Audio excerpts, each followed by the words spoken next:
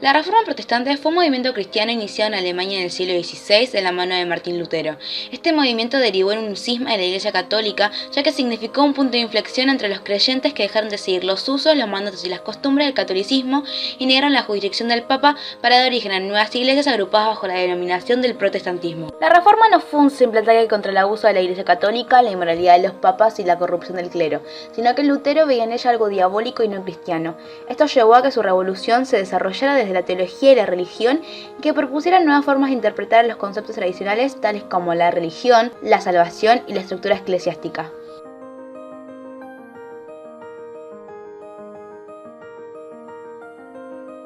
En cuanto al concepto de religión, había dos posturas. Por un lado, la concepción medieval que hacía énfasis en el uso de la razón para descubrir a Dios. Así, la dirección de la religiosidad era desde el hombre hacia Dios.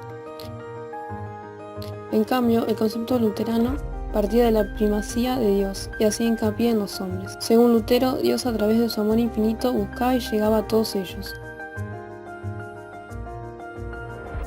Además, consideraba que los hombres no tenían el poder de influir, ni de persuadir, ni sobornar, ni amenazar a Dios. Lo único que podían hacer era someterse a su omnipotencia divina. Para la Iglesia medieval, la salvación era la consecuencia de la justicia de Dios. Como se vería en el juicio final, Él recompensaría los esfuerzos de los hombres por evitar el pecado. Lutero, en cambio, sostenía que la salvación provenía de la misericordia y el amor de Dios, quien concedería su gracia sin tener en cuenta los méritos o esfuerzos del hombre. Creía que los medios que la Iglesia ofrecía para conseguir la salvación, las indulgencias, eran una forma de intentar sobornar a Dios para conseguir su amor, y por eso no debían ser válidos.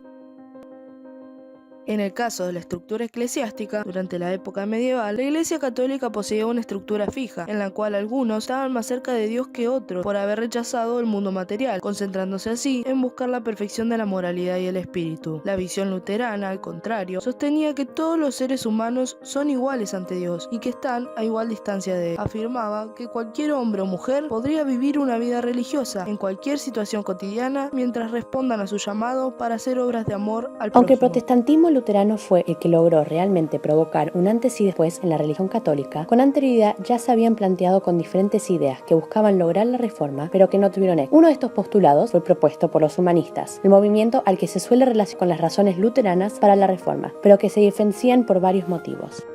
El humanismo surge bajo la imagen de Erasmo, quien sostenía que había que purificar la Iglesia y reformarla sin destruirla. Bajo su visión se debían mantener los conceptos básicos de la Iglesia medieval. Sin embargo, esta visión no tuvo aplicaciones prácticas, sino que sirvió como sustento en el desarrollo de las ideas luteranas. Lutero expandió entonces las ideas de Erasmo y criticó de manera más directa a la Iglesia. La revolución planteaba no solo cuestiones vinculadas a la corrupción de obispos y papas, sino también diferencias en cuestiones de fe y la relación de los hombres con Dios.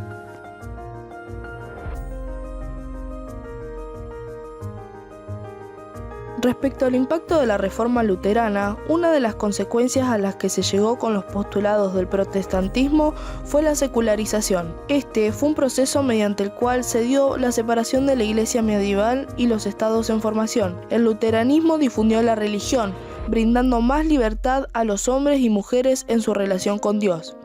Así, los príncipes comenzaron a colaborar con los reformadores y a hacer una crítica directa a los líderes de la Iglesia, lo que llevó a una disminución en el poder y credibilidad con el que contaban ante la sociedad. Comenzaron a aparecer cada vez más estados secularizados, en los que la tolerancia a la diversidad de creencias sería una característica muy importante.